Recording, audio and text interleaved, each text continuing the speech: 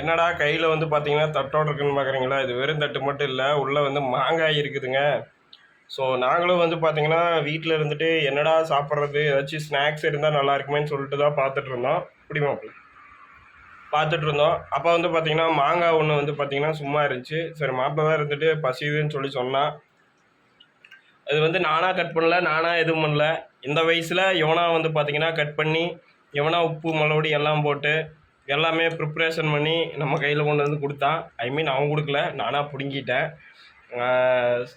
இப்போ வந்து இந்த வீடியோ நான் எதுக்காக போடுறேன் அப்படின்னா, இந்த சம்மர் டைமில் நிறைய பேர் வந்து பார்த்திங்கன்னா ரொம்ப குளிர்ச்சியாக சாப்பிடணும், மாங்காய் சாப்பிட்ணும், நெல்லிக்காய் சாப்பிட்ணும் அப்படிங்கிற மாதிரி நிறைய பேர் யோசிச்சிருப்பீங்க.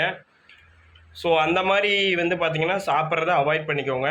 ஏன் அப்படின்னா குளிர்ச்சியாக நீங்கள் சாப்பிடும்போது கொஞ்சம் நல்லாயிருக்கும். பட் ரொம்ப அதிகமான அந்த ஐஸ்களை வந்து நீங்கள் சேர்க்கும்போது அது வந்து உடல் உபாதைகளை ஏற்படுத்தும். அந்த மாதிரி விஷயங்களை அவாய்ட் பண்ணிக்கிறது எல்லாருக்குமே நல்லது. இப்போ நாங்கள் மாங்காய் சாப்பிட்றோம். ஸோ இந்த மாங்காய் வந்து பார்த்திங்கன்னா நாங்கள் டெய்லி சாப்பிட்றோமான்னு கேட்டால் கண்டிப்பாக கிடையாது. மந்த்லி ஒன்ஸு இல்லை 2 டைம்ஸ் இந்த மாதிரி வந்து பார்த்திங்கன்னா நாங்கள் மாதத்துலேயே 2 டைம் 3 டைம் இந்த மாதிரி தான் சேர்த்துக்குவோம். அதிகமாக நாங்கள் வந்து இதையும் சேர்த்த மாட்டோம். இன்றைக்கி வந்து பார்த்திங்கன்னா எங்கள் மாப்ஸ் வந்து வந்ததுனால வந்து பார்த்திங்கன்னா அவருக்கு இது செஞ்சு கொடுத்துருக்குறோம். மாப்ஸ் அவராக செஞ்சு அவராக வந்து பார்த்திங்கன்னா விட்டு பூசிகிட்டு இருக்கிறாரு. மாங்காய் எப்படி இருக்குது? டேஸ்ட்டு சூப்பராக இருக்கா? சரி சாப்பிட்டா நல்லதா? ஃபஸ்ட்டு காரத்தோட அப்போ அதிகமாக இதை சாப்பிட்லாமா? சரி ஓகே. சரி அளவாக சாப்பிட்டுக்கணும். மாப்ஸுக்கு வந்து பார்த்திங்கன்னா இப்படி தான் அட்வைஸ் பண்ணிகிட்டு இருப்பேன். ஓவர் அட்வைஸ் பண்ணால் வந்து பார்த்திங்கன்னா யாருக்குமே பிடிக்காது. மாப்ஸ் அப்படி கிடையாது. சொல்கிறத வந்து பார்த்திங்கன்னா கேட்டுக்குவான். கரெக்டாக அவனோட வேலையில் இருப்பான். ஸோ வந்து இது எதுக்கு உங்கள்கிட்ட சொல்கிறேன்னா, நீங்களும் அதிகமாக வந்து இந்த வெயில் காலத்தில் வந்து பார்த்திங்கன்னா இந்த மாதிரி மாங்காய் சாப்பிட்றதா இருக்கட்டும், காரங்களை அதிகமாக எடுத்துக்கிறதா இருக்கட்டும், இந்த மாதிரி விஷயங்களை அவாய்ட் பண்ணிவிட்டு இயற்கையாக கிடைக்கிற அந்த கம்மங்கூழ், கேப்புக்கூழ் இந்த மாதிரி சில விஷயங்கள் இருக்குது. பழைய சாப்பாடு இந்த மாதிரி எல்லாத்தையும் வந்து பார்த்திங்கன்னா எடுத்துக்கோங்க. நேச்சுரலாகவே நமக்கு அது வந்து கிடைக்கிறது.